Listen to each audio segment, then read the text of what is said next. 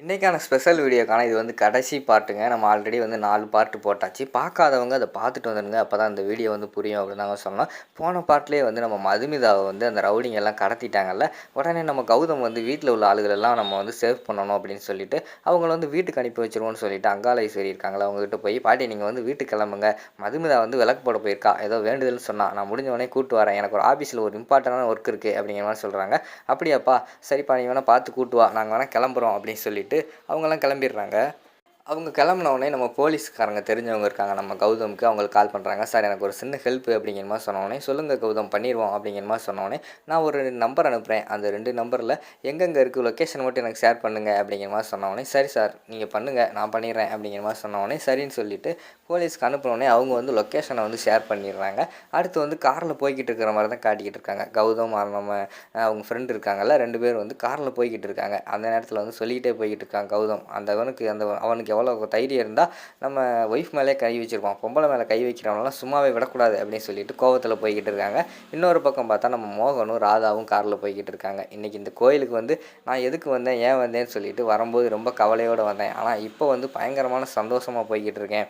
ஏன்னா இனிமேல் நம்ம வந்து வாழ்க்கையில் பிரியவே கூடாது, நான் எவ்வளோ தப்பு பண்ணியிருந்தாலும் நீ எவ்வளோ தப்பு பண்ணியிருந்தாலும் நம்ம 2 பேரும் ஏற்றுக்கிட்டு வாழ பழகிக்கிறணும் அப்படிங்கிற மாதிரி சொல்லிகிட்டு இருக்காங்க.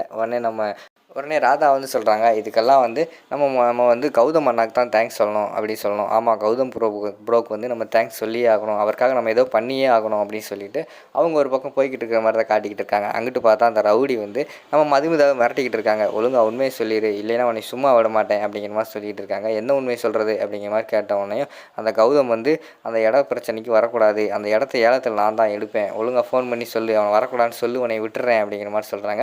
மதுமிதாவுக்கு வந்து புரிஞ்சு போயிடுது, சரி ஏதோ ஒரு நல்ல விஷயத்துக்காக தான் கௌதம் வந்து அந்த இடத்த வாங்க நினைக்காரு, ஆனால் இவங்க நம்மளை கடத்தி வச்சுட்டு ஏதோ பண்ணுறாங்கன்னா ஏதோ கெட்ட விஷயமாக தான் இருக்கும், கண்டிப்பாக வந்து நம்ம சொல்லக்கூடாது, நீ என்னை விடலைன்னா உனக்கு என்ன ஆகும் தெரியுமா அப்படிங்கிற மாதிரி சொல்லிகிட்டு இருக்காங்க.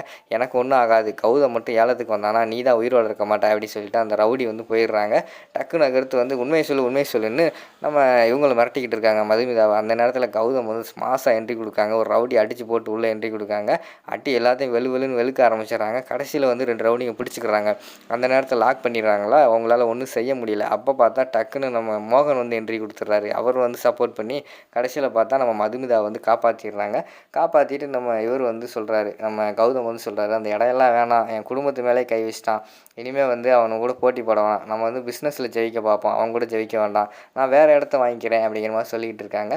சரின்னு எல்லோரும் முடிவு எடுத்துக்கிட்டு இருக்காங்க. டக்குன்னு பார்த்தா மதுமிதா வந்து சொல்கிறாங்க, இல்லை நீங்கள் இந்த நேரத்தில் பேக் வாங்கினீங்கன்னா நீங்கள் பயந்துட்டீங்கன்னு நினைப்பாங்க, நீங்கள் பயந்ததாகவே இருக்கக்கூடாது, நீங்கள் போய் அந்த ஏலத்தை எடுங்க அப்படின்னு சொல்லிட்டு அவங்க சொன்ன உடனேயும் ஓ சொல்லிட்டு யோசிச்சுட்டு சரி போய் எடுத்துருவோம் அப்படின்னு சொல்லிட்டு கௌதம் கிளம்பி போகிற மாதிரி காட்டிக்கிட்டு இருக்காங்க. அங்கே ஏலம் நடந்துக்கிட்டு இருக்குது. யார் ஏலத்தை எடுக்க போகிறா, யாரும் ஏலம் எடுக்க மாட்டாங்க, ஒழுங்காக 100 கோடி போட்டு எனக்கு கொடுங்க அப்படின்னு சொல்லிட்டு அந்த ரவுடி சொல்லிக்கிட்டு இருக்காரு. டக்குன்னு பார்த்தா மாதம் வந்து 101 கோடின்னு சொல்லி கௌதம் வந்து என்ட்ரி கொடுக்காரு.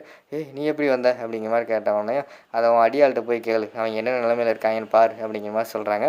ஓ அப்படியா விஷயம், அப்படின்னா உன் தம்பின்னு ஒருத்தர் இருந்தானே அப்படிங்கிற மாதிரி சொன்னோன்னே, என் தம்பி என்ன பண்ண அப்படின்னு சொல்லிட்டு கௌதம் வந்து பயப்படுறாங்க. ஒழுங்காக ஏலத்தை விட்டுட்டு ஓடிடு, உன் தம்பி உயிரோட பார்க்கலாம் அப்படிங்கிற மாதிரி சொல்கிறாங்க. டக்குன்னு பார்த்தா கௌதம் வந்து 160 கோடி அப்படிங்கிறாரு. ஏய் உன் தம்பி உயிர் வேண்டாமா அப்படிங்கிற மாதிரி சொன்னோடனே டக்குன்னு அவங்க தம்பியும் அங்கிட்டு பார்த்தா நம்ம மோகனும் வராங்க. மோகனும் என்ட்ரி கொடுக்குற மாதிரி காட்டிகிட்டு இருக்காங்க.